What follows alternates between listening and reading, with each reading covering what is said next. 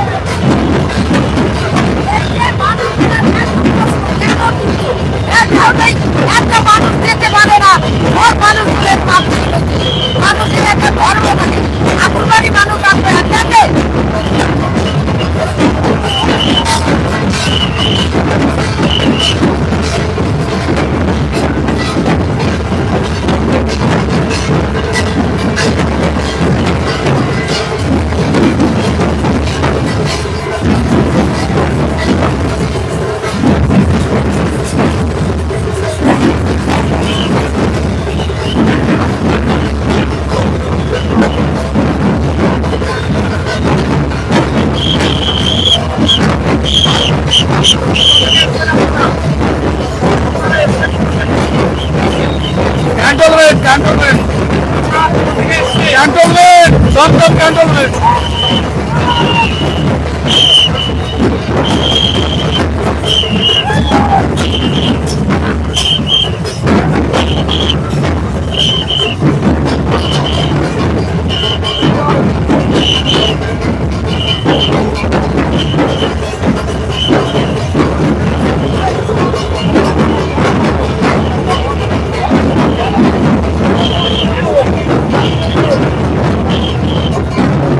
এক প্রকার বলাই চলে।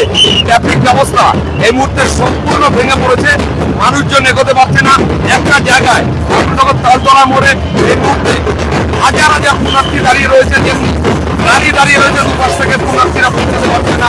ঠাকুরবাড়ি থেকে এগোনোর চেষ্টা করছে, কিন্তু কোনোভাবে এগোতে পারছেন না।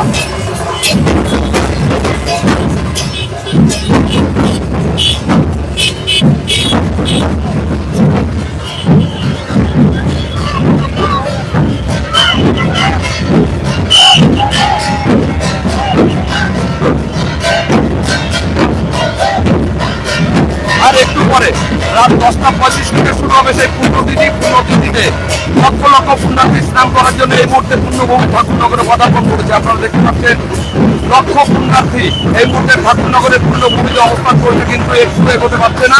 ট্রাফিক ব্যবস্থা টোটাল জায়গাটাকে ব্লক করে দিয়েছে। লাখো পুণ্যার্থী এই মুহূর্তে ঠাকুরনগর তালতলার মোড়ে না এগোতে পারছে সাধারণ মানুষ, না এগোতে পারছে গাড়ি।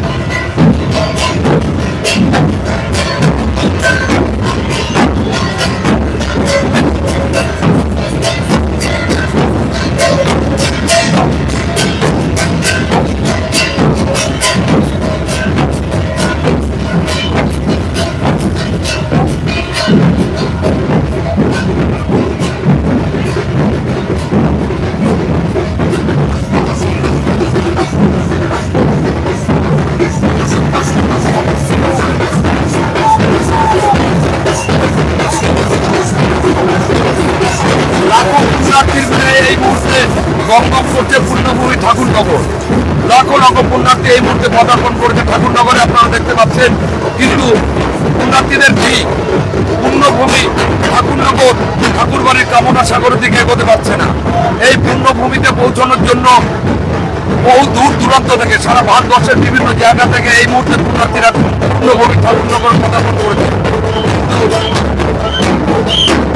এগোতে পারছে না। এতটাই ভিড়, এতটাই এই মুহূর্তে জনসমাগম।